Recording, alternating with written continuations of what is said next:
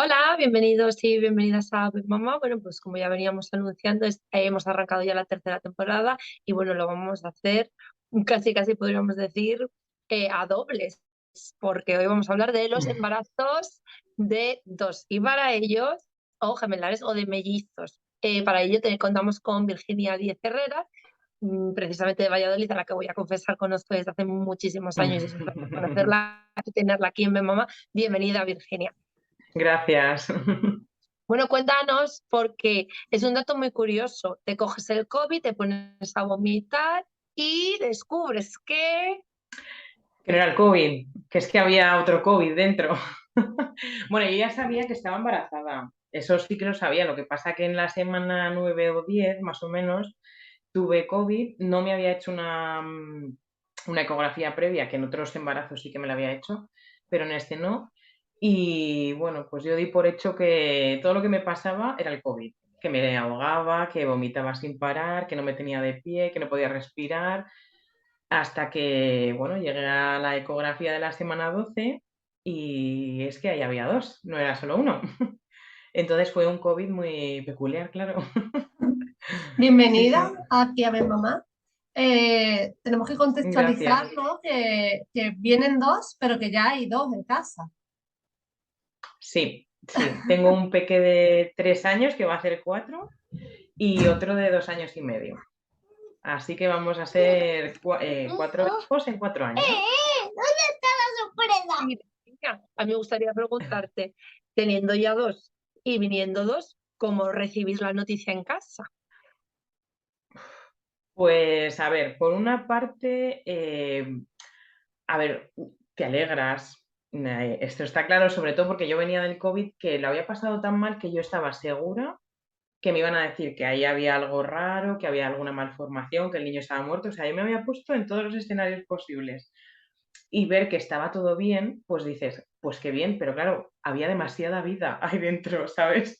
Porque fue poner el sensor en la barriga y vimos perfectamente las dos bolsas y los dos niños. Y eso fue tremendo. Me dio la risa floja y claro, mi marido solo decía, pero hay dos, pero hay dos. Y el médico, sí, sí, es que hay dos. Y claro, el médico daba por hecho que nosotros lo sabíamos, pero no lo sospechamos en ningún momento porque tampoco tenemos antecedentes ni es un embarazo de fecundación, o sea, es todo natural, ¿sabes? Entonces, nada nos llevaba a pensar que podía haber dos. Entonces, claro, no lo sospechabais, por, como dices tú, porque además no tenéis antecedentes en la familia, llegáis a Nada. casa y le habéis contado ya a los dos, ya podríamos decir, hermanos mayores, que llegan dos.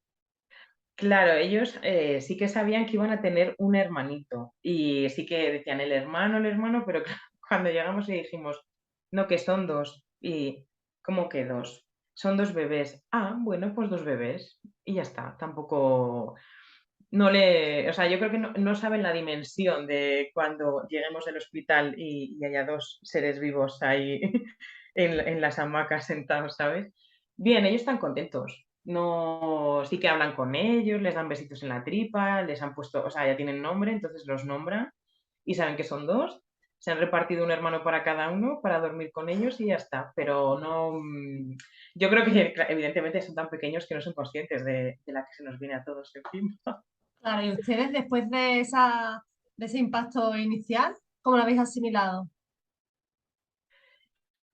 Bueno, a mí me costó gestionarlo, ¿eh? O sea, fue como, porque sí que es verdad que el paso, lo que siempre te dice todo el mundo, bueno, pues ahora te tienes que cambiar de casa, coche grande, nosotros todo eso ya como que lo habíamos hecho con nosotros dos, ¿no? Entonces, esa parte la teníamos superada. Yo ya pensaba, solo hacía que pensar en el parto, que eso es algo que a mí me perturbaba muchísimo, y cómo iba a llevar el embarazo. Inicialmente esa era mi preocupación.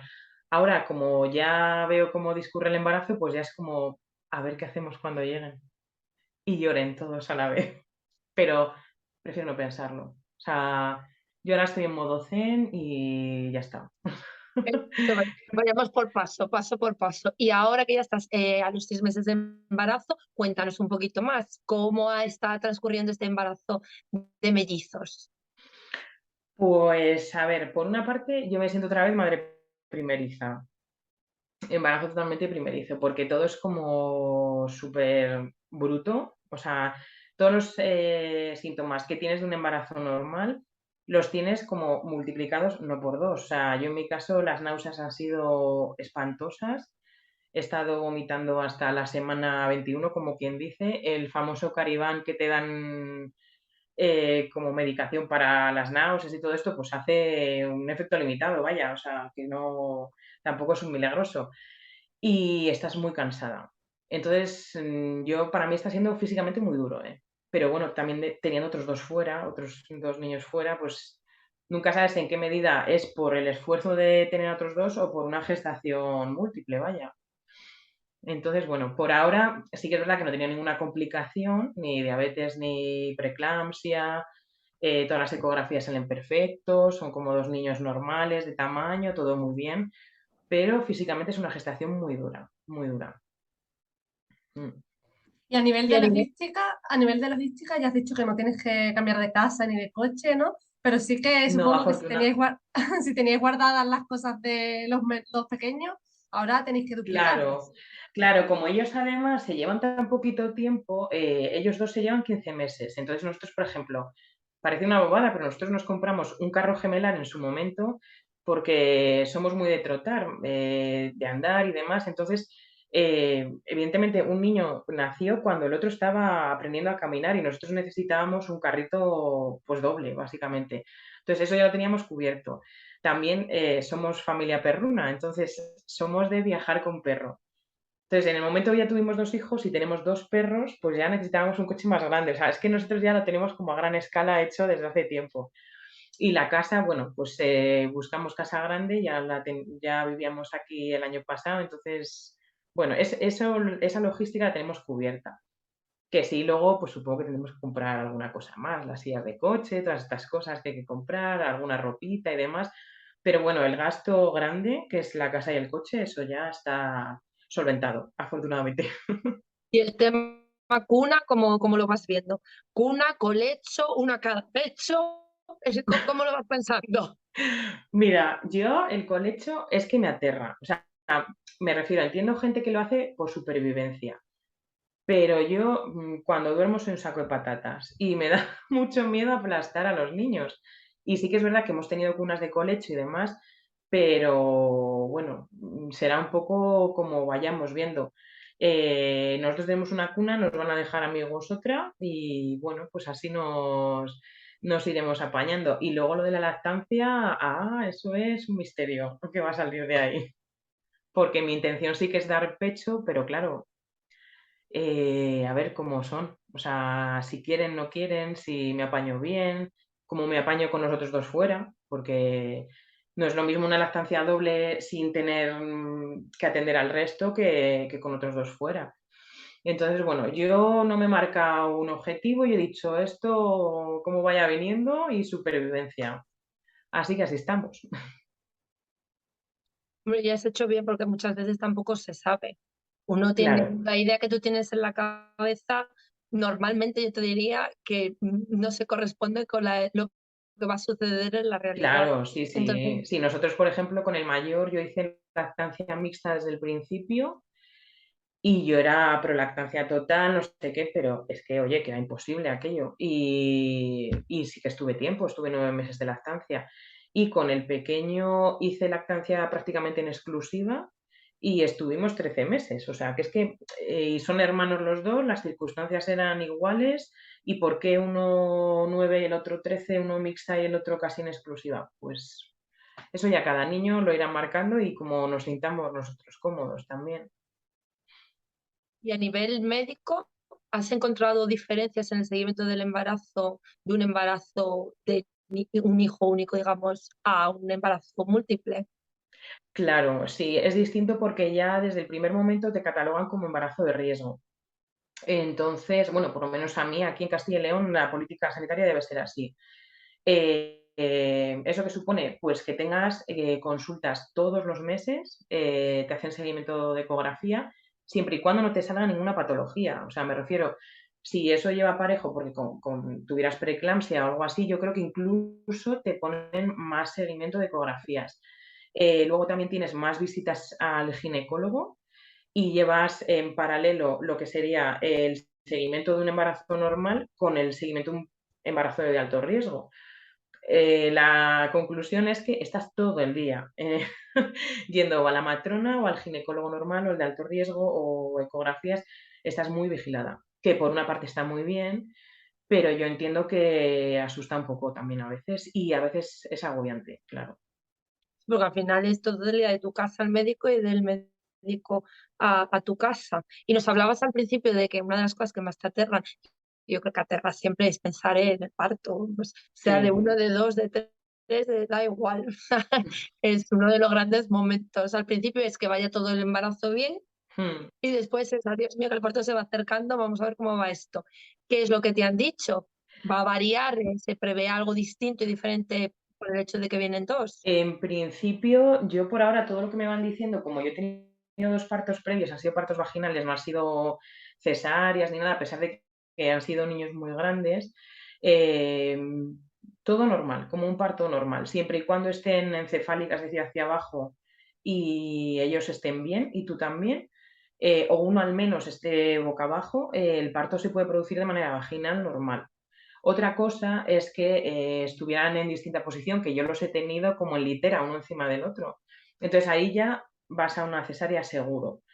Pero bueno, claro, todavía queda mucho margen para que durante la gestación se puedan volver a mover o pueda pasar cualquier cosa que te hagan, que te lleve a una cesárea. Y luego incluso puedes iniciar el parto, que uno nazca por un parto vaginal y el segundo termine en una cesárea.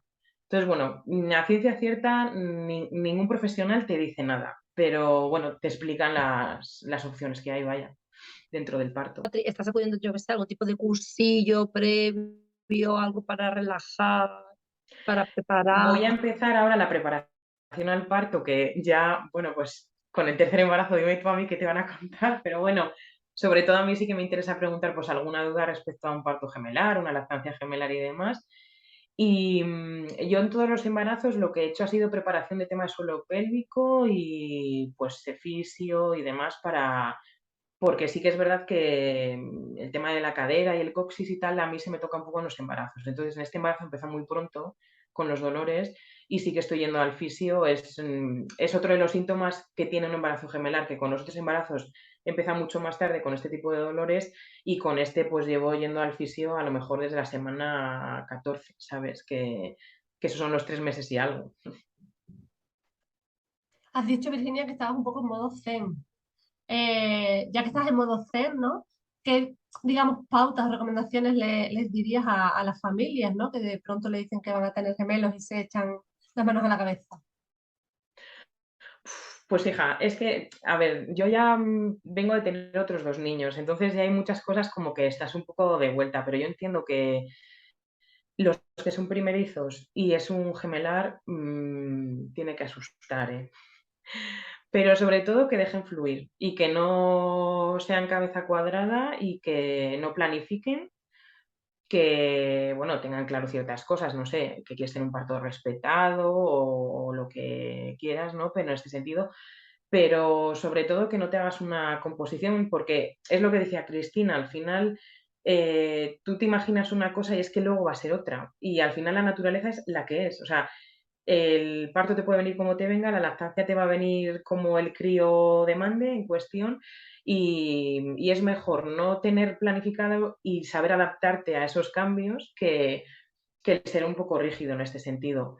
Eso y que al final todo pasa. O sea, los niños no se quedan eternamente pequeños, ni eternamente lloran, ni tienen cólicos eternamente. Entonces, bueno, al final todo pasará. Y luego se disfruta mucho. Es lo que hay que pensar. Y a nivel del sistema, ¿tú piensas que está preparado el sistema para acoger a familias numerosas? No.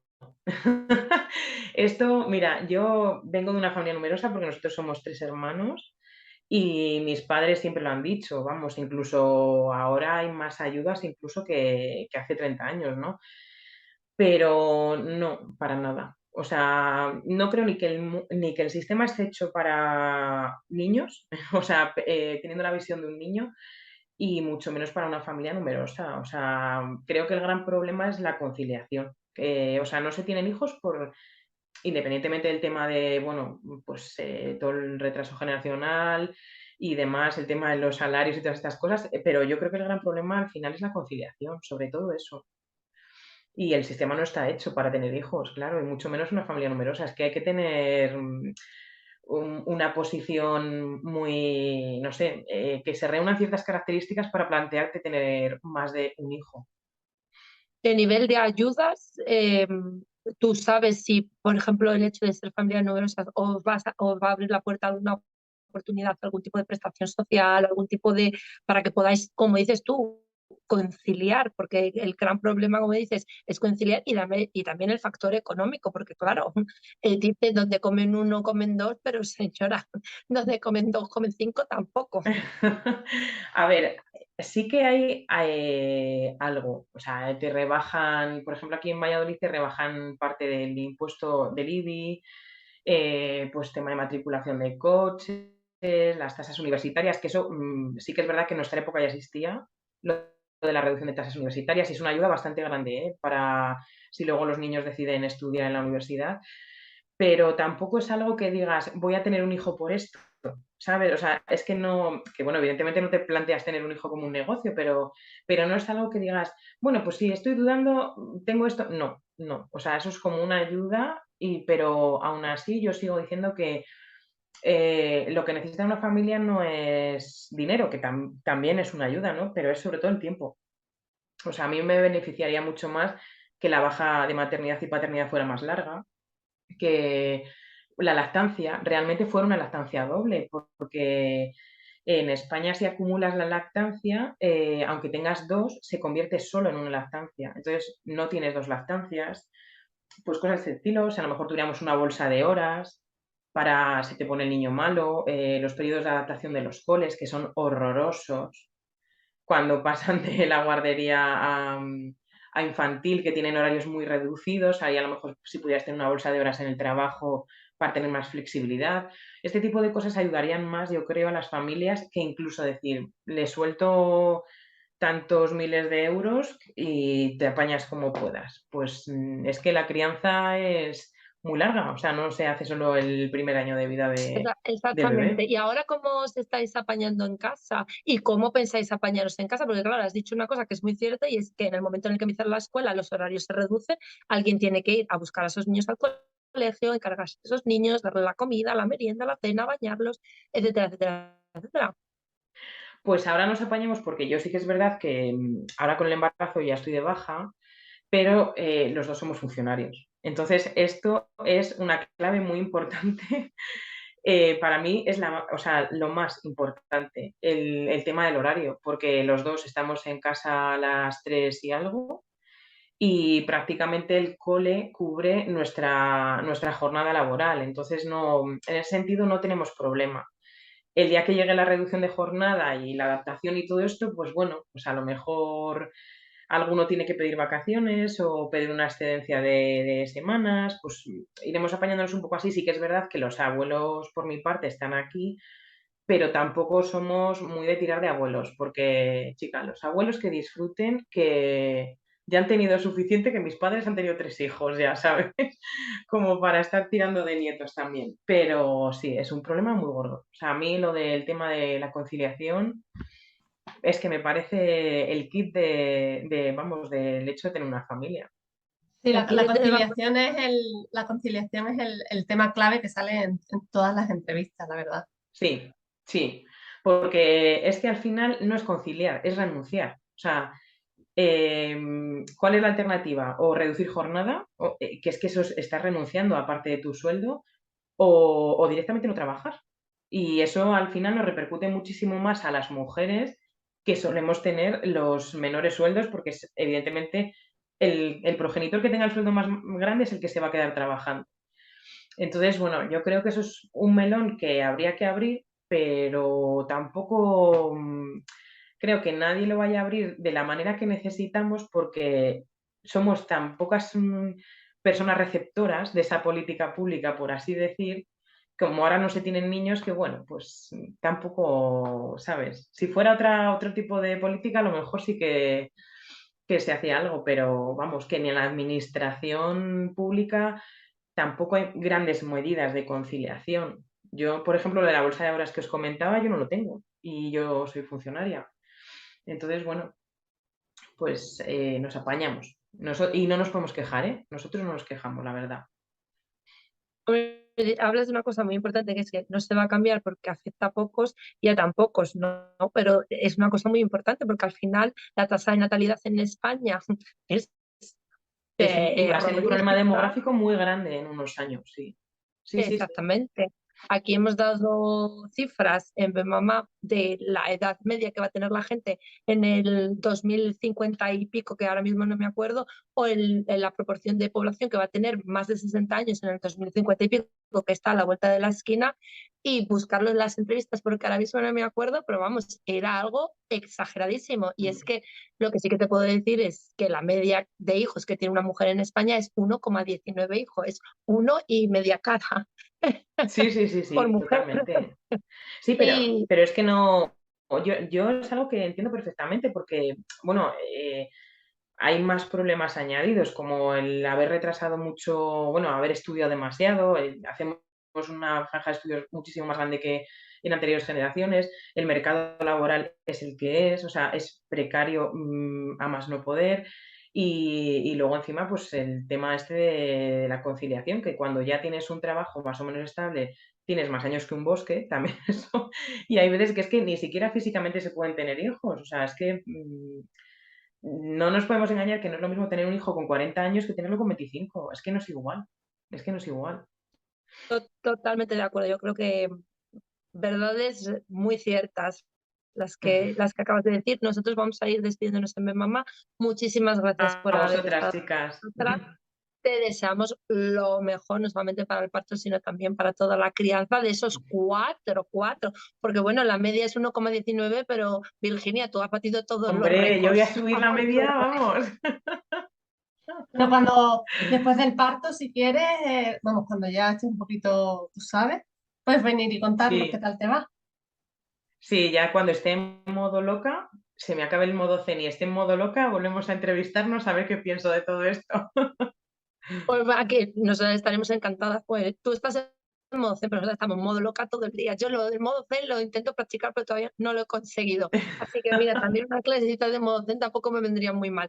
Bueno, pues lo dicho, muchísimas gracias por haber estado con nosotros en Mamá y bueno, espero que sea de utilidad para todas esas mamás que también se estáis esperando dos bebés, que os dé un poquito de calma, de relajación, de paciencia. Como bien dice Virginia, los llantos no duran para siempre, las noches sin dormir no duran para siempre y los múltiples pañales por cambiar tampoco duran para siempre.